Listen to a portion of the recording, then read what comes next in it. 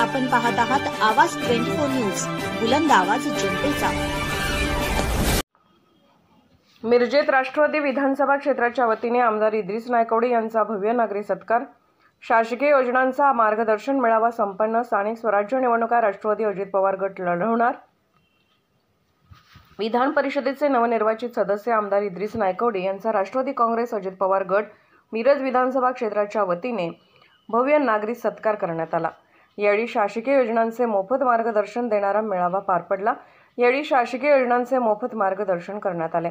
श्रावणबाळ योजना, संजय गांधी निराधार योजना, घरकुल योजना, दिव्यांग योजना, कृषी योजना, महिलांना रोजगार निर्मिती, लघु उद्योग यासारख्या अनेक योजनांचे मार्गदर्शन करण्यात आले। यावेळी महिलांची संख्या लक्षणीय होती।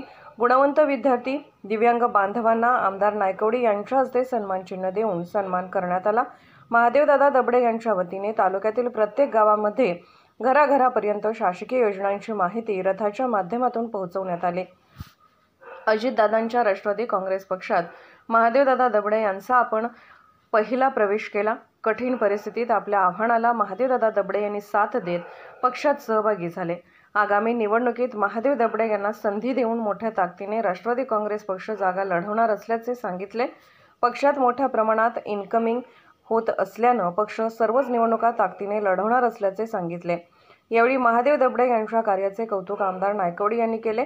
या कार्यक्रमास पक्षाचे शहर जिल्हा अध्यक्ष पद्माकर जगदाळे, प्रदेश उपाध्यक्ष विष्णू माने, जिल्हा नियोजन समिती सदस्य अतहर नायकवडी, सांगली विधानसभा क्षेत्र प्रमुख बिरेंद्र थोरात, महिला जिल्हा अध्यक्ष राधिका हारगे, युवक उपाध्यक्ष उत्कर्ष खाडे, युवक जिल्हा अध्यक्ष चंद्रकांत पाटील, जिल्हा उपाध्यक्ष शंकर बापू गायकवाड, जिल्हा उपाध्यक्ष हर्षल सावंत, वंदनाताई चंदन शिवे, राजू शेख, टाकळी सरपंच हिना नदाब, मालगाव सरपंच अनिताताई क्षीरसागर, बोलवाड सरपंच निगार शेख, माजी पंचायत समिती सदस्य किरण बंडकर, देवेंद्र बावरेसर, मनोज नांद्रेकर, सूरज भगत, सुलेमान मुजावर, आनंद भंडारे, वड्डीचे तंटामुक्त अध्यक्ष चंद्रकांत नाईक, सतीश नाईक, राजू गाडेकर, पिनुभाऊ मंडले, लखन सरवदे, देशभूषण उपाध्ये यांच्यासह कार्यकर्ते मोठ्या संख्येने उपस्थित होते।